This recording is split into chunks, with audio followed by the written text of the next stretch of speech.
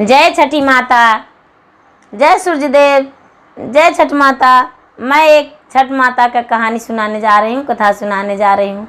इस कथा को पूरा सुनिए, रहस्य जानिए। आधी नहीं, आधी सुनने में छठी माता का अपमान होती है और पूरा सुनने में ज्ञान होती है। इसलिए कथा को बीच में ना छोड़कर पूरा सुनकर और समझिए कि कथा का क्या रहस्य है।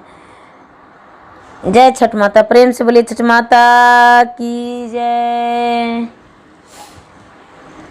एक इंसान थे, पति पत्नी थे।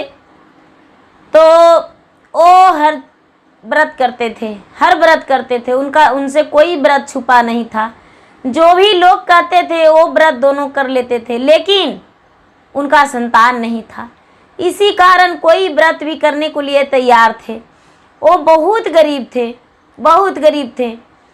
तो पति पत्नी दोनों बोले कि चलो हम लोग दोनों अमरनाथ चले जाएंगे, अमरनाथ से दर्शन करने जाएंगे, अमरनाथ भगवान से, और वहाँ भगवान से जाकर और संतान मांगेंगे। भगवान जरूर ही देंगे हमें अमरनाथ संतान। तो दोनों पति पत्नी अमरनाथ के यात्रा में निकल गए घर से। जब अमरनाथ की यात्रा में निकल गए घर से, तो चलते रास्ते में एक ढोंगी साधु मिला। जब ढोंगी साधु मिला तो दोनों को सोचा कि ये तो अमरनाथ यात्रा में जा रहा है, तो ये तो बहुत सारा मुझे दान पुण्य देगा। तो इसके रास्ते छेक लिए। रास्ते छेक कर वो कहते हैं कि भगवान तुम्हें खुश रखे, भगवान तुम्हें संतान की प्राप्ति दे, जो लौ से जा रहा है तुम्हारा पूर्ति करे, तेरी घर धन धान से भरा रहे, अंधन लक्ष्मी से भरा रहे, तेरा घर में कभी दुख ना हो, हर खुशी तुम्हारे घर आ जाए। जब ऐसा ये दोनों पति पत्नी सुने तो इन्होंने किसी को बताए थे कि रास्ते में भगवान भी दर्शन देते हैं। तो इन्हें लगा कि ये स्वयं भगवान हैं, भगवान ने ही मुझे दर्शन दे रहे हैं। दोनों पति पत्नी उनके चरण में लपट के और कहने लगे कि महाराज, आपके तो दर्शन पाके हम धन हो गए। आप मुझे बताइए क्यों मुझे संतान नहीं हो रहा है। उन्हें ही भगवान समझ बैठे, सूर्यदेव को समझ बैठे, और वो सोचने लगे कि यही भगवान हैं। भोलेनाथ को समझ बैठे कि भोलेनाथ हैं, अमरनाथ हैं। तो ऐसा कह के और दोनों लिपट गए। तो वो दोनों के हाथ पकड़ के कहते हैं कि पहले दान दक्षिणा रखो, उसके बाद ही तुम्हारा जो तूने जो किया है उसका कटेगा दोष पाप। दोनों के पास जो भी धन था वो दोनों उन साधु बाबा के दे दिए। वो साधु बाबा अपनी पत्रा पोथी निकाले और झूठ मूठ की इनकी कहानी देखने लगे और देखकर कहने लगे कि अरे तूने तो पिछले जन्म में बहुत बड़ा घोर अपमान किया था, घोर गलत किया था, इतना बड़ा अपमान किया था। तुम्हें तो बहुत बड़ा कठोर व्रत करना पड़ेगा, अब दोनों पति पत्नी दोनों शौक हो गया और कहने लगा, साधु बाबा कौन सा ऐसा व्रत करेंगे, कौन सा ऐसा तपस्या करेंगे जो कि मुझे संतान की प्राप्ति होगा। तो ये जो साधु बाबा हैं वो कहते हैं कि जाओ, आज के दिन तू जल में खड़ी हो जाना, और जब तक तुम्हें भगवान दर्शन नहीं देंगे तब तक तू जल में ही खड़ी रहना, हाथ जोड़ के जल में ही खड़ी रहना। ये जो पति पत्नी थे वो अमरनाथ यात्रा में नहीं गए और लौट आए और लौटकर, और उस दिन छठ का दिन गिर रहा था, उपवास दिन। वो जिस दिन उसको जाने में नदी के समय बीत रहा था, उपवास दिन बीत रहा था। ये बेचारा क्या किया कि घर लौट गया, और घर लौटकर और ये जाके हाथ जोड़ के नदी में खड़ी हो गया। ये तो व्रत किया ही नहीं था, ये तो बस भगवान से क्षमा मांगने के लिए, अपने पाप धुलने के लिए बेचारा जाके नदी में खड़ा हो गया। ये जब सारा प्रवैती घर लौट गए, सारा लोग घर लौट गए, और ये दोनों पूरे दिन रात बिता दिए जल में।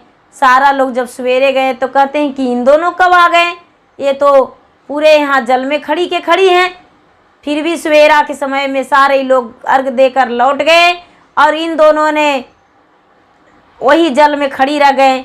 जब शाम हो गया, फिर से सवेरा हो गया, 8वीं का दिन बीत गया, तब भगवान सूर्यदेव कहते हैं कि अरे कौन सा तपस्या इन्होंने कर रहा है जो कि 3 दिनों से पूरे लगातार जल में खड़ी है। आखिर क्या कारण है, कुछ तो इसके पास दुख होगा।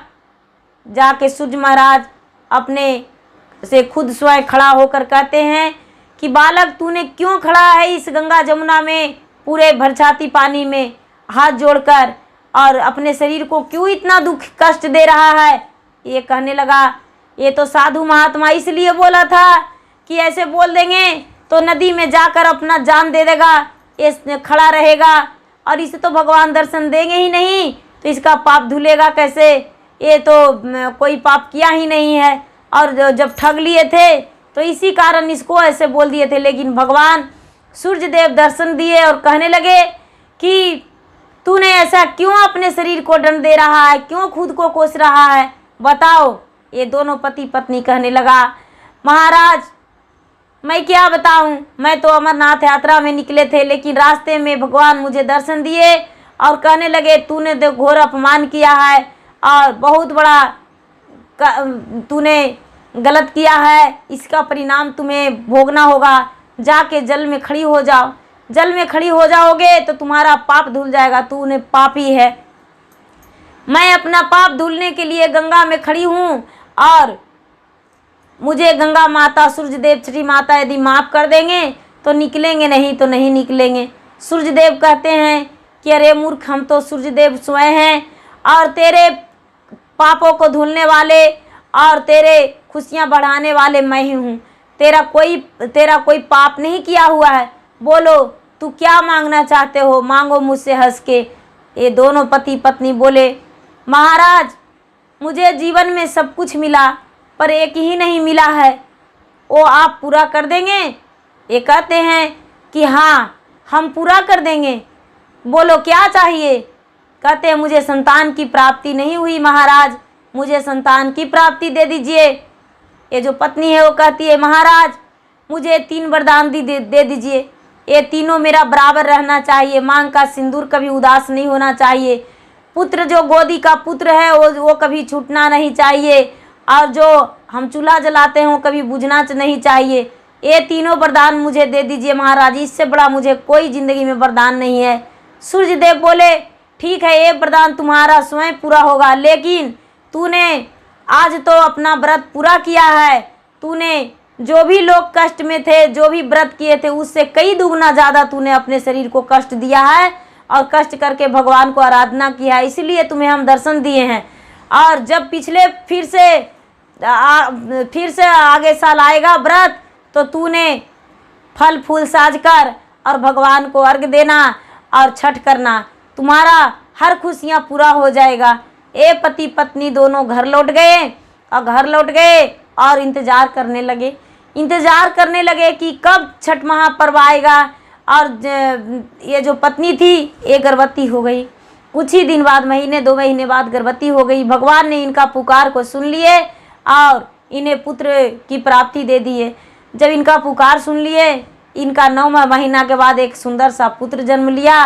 और जब पुत्र जन्म लिया तो हंसते भी हंसते इसके पति जो थे वो छठ किए, और जो पत्नी सारा खुशियाँ उन्हें देकर सब कुछ फल साज के और उनके हाथ पे शुभ धर के अर्घ दिलाए। उसके पति अर्घ दिए और पत्नी जो थी सारा घर के काज की, और खुशी खुशी दोनों पति पत्नी घर लौटे, भगवान को धन्यवाद की।